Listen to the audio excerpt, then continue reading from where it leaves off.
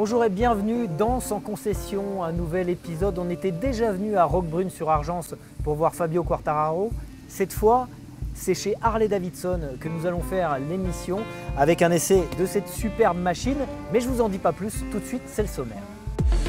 À 2 pas du fameux rocher de Roquebrune-sur-Argence dans le Var, nous allons découvrir avec Jody Nielez, le directeur commercial, la superbe concession Harley-Davidson qui présente bien sûr tous les derniers modèles de la marque.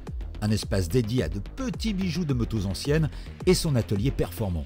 Nous reviendrons par un flashback à l'Alpe Aventure Moto Festival de septembre où nous avions croisé Philippe Évard, le patron de la concession, et Xavier Crépet, le directeur marketing de Harley-Davidson France, pour évoquer la Panamérica dont nous ferons un essai en fin d'émission.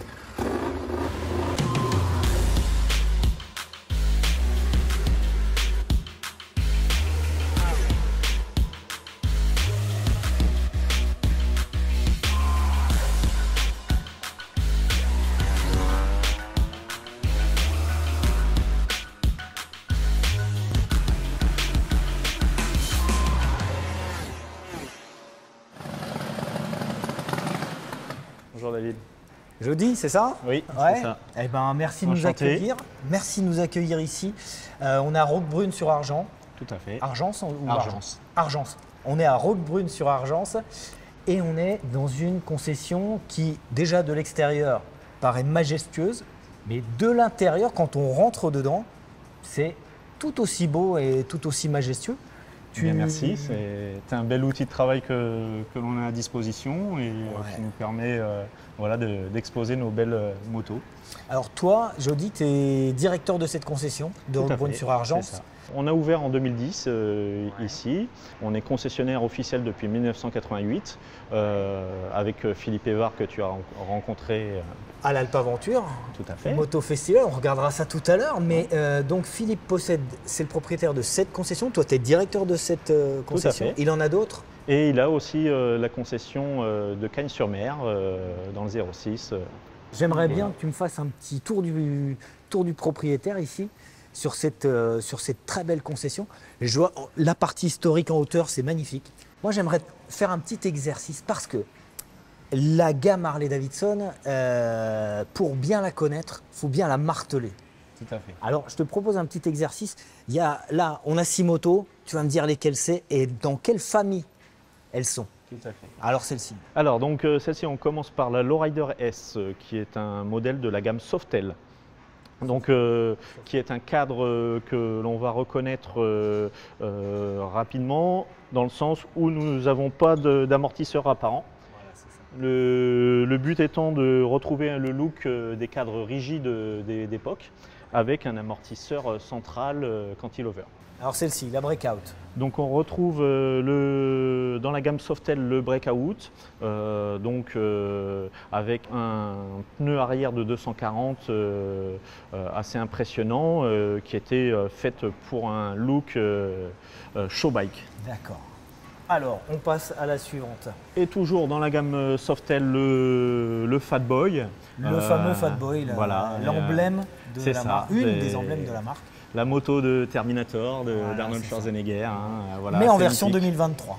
Voilà, tout à fait. Alors là, on est dans quelle gamme? Alors on reste pour celle-ci dans la gamme Softail, mais à cheval avec la gamme Touring, puisque c'est le Softail Héritage classique, qui est un modèle pour faire les grosses routes, avec de l'équipement de bagagerie de série, pare-brise, voilà. Alors là, on arrive dans un coin, avant d'aller voir sur les occasions, parce que je vois qu'il y a pas mal d'occasions.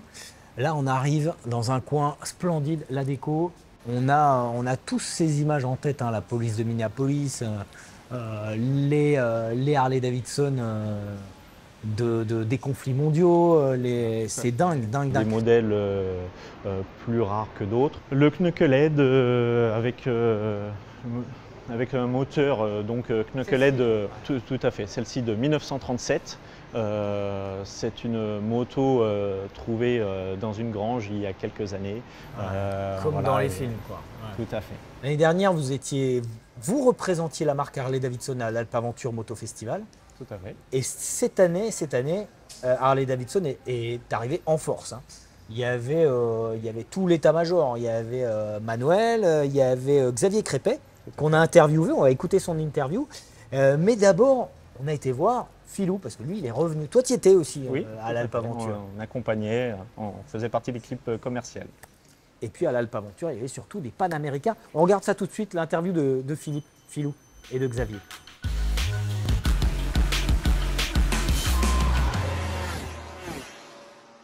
Alors Xavier, ça fait plaisir de te voir ici, ça fait plaisir aussi de voir des Panaméricains ici, toute une rangée de Panaméricains pour vos clients Harley-Davidson.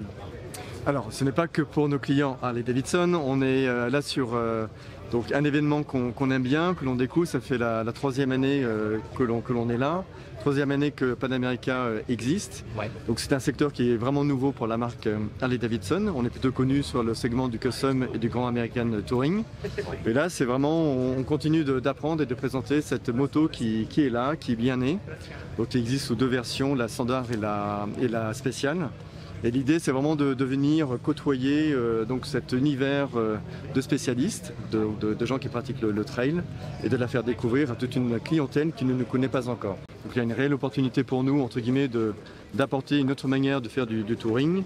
On est connu pour en effet les voyages sur route, donc aux États-Unis ou en Europe. Là, on vient avec notre marque, notre ADN. Donc que ça se voit dans la moto, sur le look, le caractère moteur et les sensations et la philosophie. Mais on vient donc sur un nouveau segment. Mais c'est aussi l'occasion d'échanger, d'avoir des retours d'expérience des clients. Absolument, Voilà. C'est très important pour nous encore une fois d'être au plus proche, je dirais, du terrain et des clients. Tous les retours, c'est facilité de prise en main, un caractère moteur donc très agréable, du couple, une moto très intuitive. Et ils sont vraiment, par rapport aux autres motos qu'ils connaissent et qu'ils utilisent au quotidien, ils sont assez bluffés. Parce que Harley-Davidson, c'est une marque qui symbolise l'évasion. Et ça, c'est pas nouveau. Ça, ce n'est pas nouveau et on va rester sur ce créneau-là. Alors Philippe, l'emplacement Harley est nettement plus gros que l'an passé. Ah oui, l'an passé, nous n'étions pas présents parce que pour des questions un petit peu de logistique. Mais donc cette année, nous sommes de retour pour l'Alpe Adventure, un festival à ne pas manquer, en tout cas pour le monde du trail. Ouais, et toi, c'est ton secteur. Tu connais bien les routes ici, tu connais l'environnement qui est très beau. Bien sûr, nous avons la concession qui est à Cannes-sur-Mer ou à Roquebrune. Et il est bien évident que tout ce qui est la vallée des merveilles, c'est le terrain de jeu. Vallée des merveilles. Oui, c'est immanquable. Donc c'est le terrain de jeu de tous les gens qui aiment balader en moto. Quand tu as su qu'il y avait le festival, plus que vous aviez cette moto, tu t'es dit c'est pour nous. C'est obligé.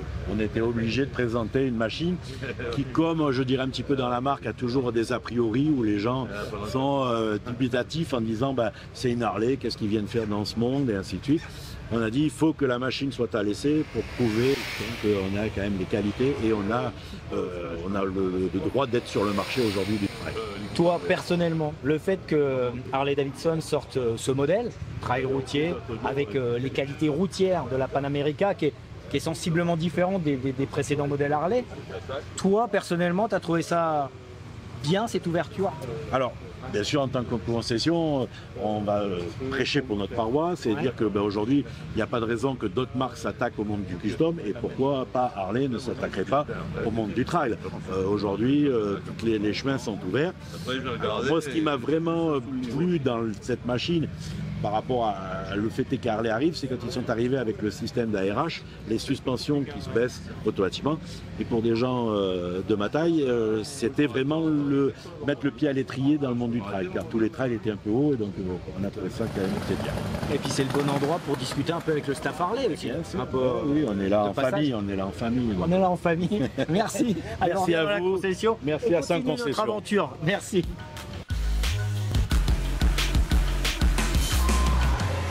Vous faites des prépas? Oui, c'est l'essence même de Harley-Davidson dans le custom. Voilà, on a un exemple Et celle-là, c'est un breakout sur une base de breakout. qui a été fait par ici, par Oui, l'atelier tout à ici. fait. Tout à fait. La texture du réservoir, vous l'avez fait faire? Oui, c'est notre peintre qui nous a fait cet effet brossé, alu brossé. Ah ouais, c'est très beau, très beau. Donc avec un garde-boue affleurant et des amortisseurs pneumatiques. D'accord. Et celle-ci, c'est vous qui l'avez récupérée, mais vous la vendez à... Alors, celle-ci, c'est un modèle qui date un peu, qui a un peu plus de 10 ans, qui est un Springer CVO, qui était une fourche parallèlo assez emblématique de la marque. Là, je vois qu'il y a le coin vestimentaire. C'est une partie de la gamme Harley-Davidson. Est-ce que c'est vous qui faites vos propres choix, vos commandes? Oui, tout à fait. Parce que c'est beaucoup plus vaste, on est d'accord. 2 fois par an, on a des conventions Harley-Davidson où nous sont présentés différents modèles de la marque et de licenciés. Les blousons Harley-Davidson en cuir comme celui-ci où c'est des blousons qu'on achète pour une vie de qualité et qui sont sympas à porter. Ouais. Ça irait bien avec la Panamérica, ça. Tout à fait. Ça, c'est bien. Voilà, ouais, pour la partie accessoires, équipement, je vois un casque Simpson. Harley-Davidson et Simpson, c'est une longue histoire. D'amour. Je te propose qu'on aille dans l'atelier.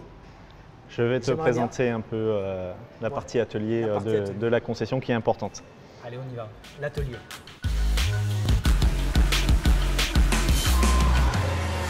Alors là, on entre dans la partie les backstage, les coulisses. Tout à fait. Voilà, là, on est dans les coulisses. Alors, la partie accessoires, pièces détachées, bien sûr. Tout à fait. Et là, l'atelier, c'est marqué dessus. Bonjour. Bonjour. Arnaud, enchanté. Arnaud, d'accord. Donc Arnaud, notre chef d'atelier, réceptionnaire, qui va accueillir les clients pour les entretiens et customisation de motos. Il y a beaucoup de customisation ou plus de l'entretien? On est quand même plus sur de l'entretien, mais on fait de belles customisations quand même. Ouais, on a des clients qui nous font confiance et qui nous permettent de faire de beaux projets. D'accord. C'est en flux tendu tout le temps? Oh, ouais, on est là sur une quinzaine de jours d'attente pour avoir un rendez-vous en entretien. Une quinzaine de jours d'attente, d'accord. Et alors, il y a une problématique qui est très importante aujourd'hui dans la moto, c'est trouver des mécaniciens. Même pas seulement des bons mécaniciens, mais des mécaniciens, de la main-d'œuvre. C'est le cas chez vous ou... Non, on a une bonne équipe. Là, on est tranquille à ce niveau-là. On a une bonne équipe qui est là depuis un petit moment, qui se connaît bien et qui travaille bien. Donc, j'ai pas trop à me plaindre. Enfin, on n'a pas à se plaindre à ce niveau-là. On est confiant. On peut faire une petite visite de l'atelier? Bien sûr. Bon, allez, ça marche. Bon. Allez, venez. Merci. Bon.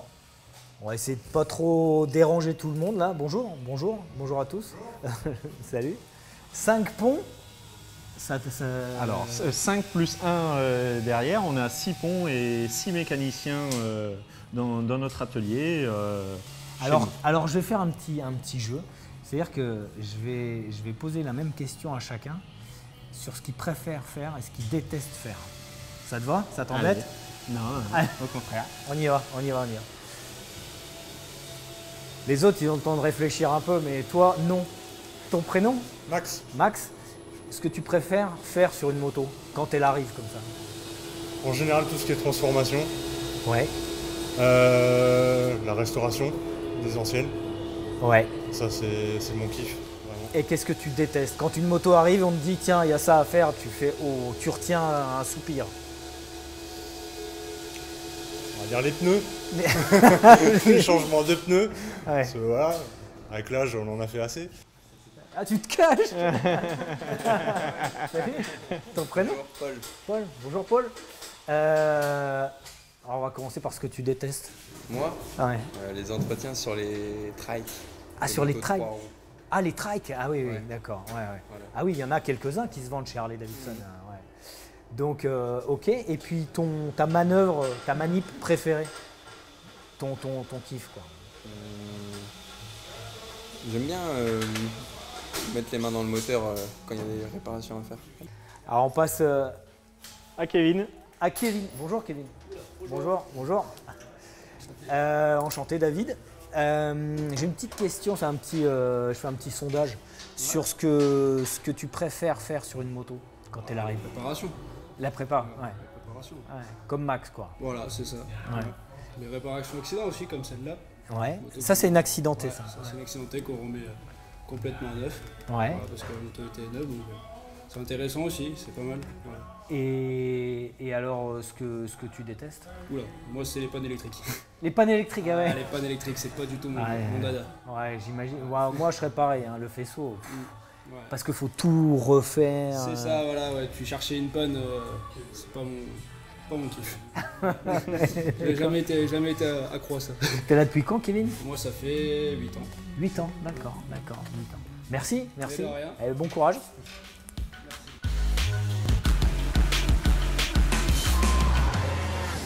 Alors je dis, les concessions Harley-Davidson sont souvent liées à des chapters, ou l'inverse, où des chapters sont liés aux concessions. Est-ce que vous en avez un de chapter? Oui, nous avons le chapter STRL Côte d'Azur au sein de la concession qui a 200 membres actifs dans ce chapter. Aujourd'hui, notre modèle phare que l'on vend le plus ici, c'est la Lowrider ST, qui est le modèle à la mode en club style, comme à l'américaine. Le petit carénage, on peut aller la voir, elle est devant, là, je l'ai vu. Je vais te la montrer. Alors, je dis la fameuse Lowrider ST, le best-seller chez vous. En couleur crème, est très belle. La version 2023 un peu transformée pour accentuer le club style dont je te parlais. La selle par exemple. Avec une selle stylée que d'origine et en biplace. Et l'échappement 2 en 1 libéré à la façon américaine. D'accord. Bon, elle est très belle, hein, elle est très belle. Et alors le petit nom, des collègues qui arrivent, j'entends le bruit là. Et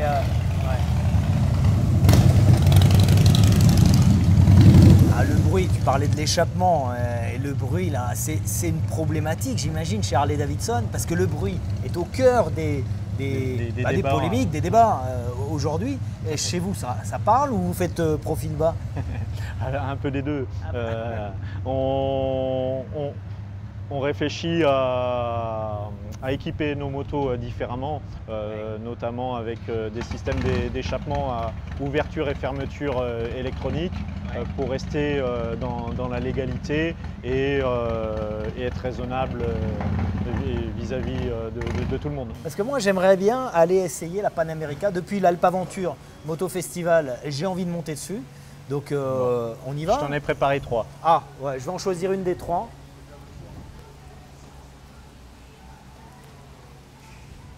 Alors ça, c'est le modèle standard. Standard, tout à fait. C'est la Panamérica standard. Ouais. Donc avec un peu moins d'équipement et après on va passer sur la Panamérica spéciale où on va avoir des protections, poignées chauffantes d'origine. Je dis le tarif de base de la Panamérica de base justement. Alors la Panamérica standard est à 20 390, okay. Donc telle qu'elle est présentée ici. Petit coup de gaz pour nous saluer et saluer mon choix. Moi je prends celle-là, je veux bien essayer celle-ci. En plus c'est celle de l'Alpaventure Moto Festival, il y a l'autocollant. Tout à fait. Ouais, j'ai bien envie de l'essayer. Allez, tu me la prêtes? C'est parti. Allez, c'est parti. Laissez.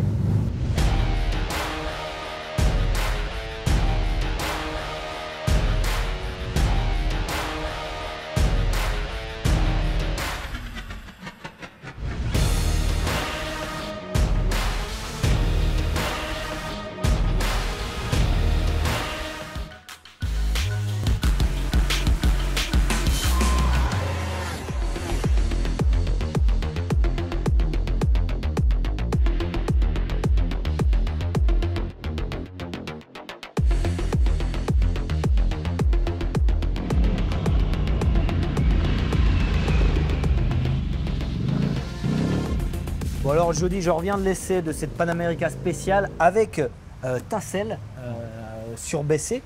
Et le premier truc, dès que je suis sorti de la concession, effectivement, je me suis arrêté, tac, la selle s'est baissée. On le sent, on le sent direct. L'électronique, là, l'ARH. Ouais, c'est ça. Tout à fait. Super efficace pour poser les pieds. On est en présence d'un véhicule volumineux, fort gabarit. Et encore, hein, je t'avais demandé d'enlever les valises latérales. Mais c'est un exercice hein, quand même. Sur les manœuvres à l'arrêt, je n'étais pas serein. Maintenant, une fois que la moto est en action, un délice. C'est un délice. Le moteur, vraie sensation. Fait combien de chevaux à peu près? 150 chevaux. Donc tu as de quoi trouver les sensations. Entre quoi? Je dirais 4000, 4005, 5000, 6000, 7000. C'est dingue. Alors que, bon voilà, chez Harley Davidson, ce qu'on apprécie d'abord, c'est le couple, évidemment, des gros moteurs Harley. Là, il y a même de la longue. Parce qu'il y a des clients qui sont passés d'un modèle, je dirais, traditionnel Harley à la Panamérica. Oui, tout à fait. On a converti quelques-uns. Est-ce qu'ils ont été déçus? Non. Ils les ont encore et se font plaisir avec et se sont même pris au jeu des trialistes. Voilà. Vous n'avez pas peur que c'est une clientèle qui vous échappe après pour aller du côté des spécialistes du trail? Non, puisqu'on a nos arguments aussi et les clients en sont très contents. Donc. Alors parmi les arguments, il y a aussi le freinage. On est habitué à un freinage plus modeste sur Harley Davidson, en particulier l'arrière. Là, l'arrière, il fonctionne très bien. On a fait un peu de off-road. On a trouvé une piste là, non loin d'ici, piste un peu avec des cailloux, des graviers. Les suspensions, un peu souple sur les manœuvres à l'arrêt, mais une fois que la moto est en action, super. Très confortable comme moto. T'es allé à l'Alpe Aventure, ça fait combien de kilomètres? On était sur 150 km. Pas de fatigue, j'imagine, sur 150 km. Très bien. Rien du tout. Très agréable, en plus avec mon fils derrière, on était bien, on a fait un beau voyage. Non, très bien. L'écran TFT, de mémoire 6,8 pouces, ou je ne me trompe pas. C'est vraiment un modèle bien étudié, la bulle réglable à la main. Oui. C'est ça. Alors, j'ai pas réussi à le faire en action, mais bon, au bout d'un moment. Hop, voilà. Bon, là, on est sur un petit modèle accessoire, proposé en accessoire. Ah oui, d'accord. Ah oui, il faut appuyer sur une gâchette et puis après. Tout à fait. C'est ça. Ok, très bien. Qui verrouille. Tu le fais en roulant, ça, habituellement? Non. Non. J'ai essayé, mais je me suis dit, allez, j'arrête parce que j'avais pas envie de prendre de risques. Voilà. En tout cas, accélération, freinage, bonne sensation de freinage. Et puis toujours l'habitacle, quand même, Harley Davidson avec la fameuse phrase Objects in mirror, closer than they appear.